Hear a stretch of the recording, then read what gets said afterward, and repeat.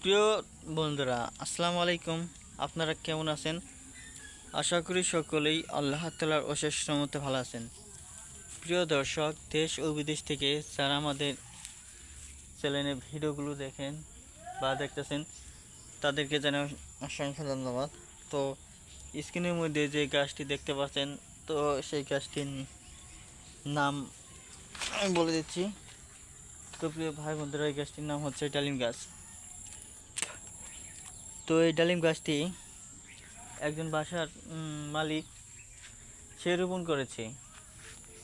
তো মূলত সে নিয়মিত ডালিম খাওয়ার জন্যই রোপণ করেছে।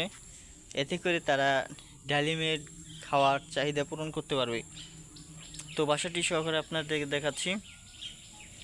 তো আপনারা যদি নিয়মিত ডালিম খাওয়ার চাহিদা পূরণ করতে চান, তাহলে অবশ্যই আপনাদেরকে তাদের মতো করে একটি করে ডালিম গাছ রোপণ করতে হবে।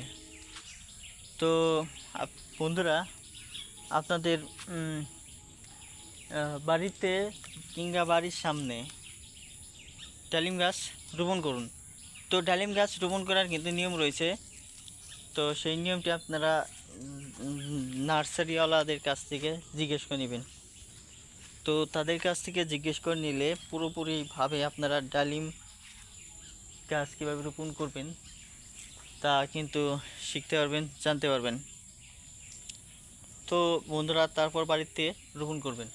আর বন্ধুরা, আর ডালিম গাছ যদি বড় হয়ে যায়, তাহলে একটি গাছ থেকেই বন্ধুরা ডালিমের সিজনে অনেকগুলো ডালিম আসবে আশা করা যায়। তো ভিডিওটি আপনাদের কাছে কেমন লেগেছে তা অবশ্যই কমেন্টের মাধ্যমে জানিয়ে দেবেন। ধন্যবাদ আপনাদেরকে।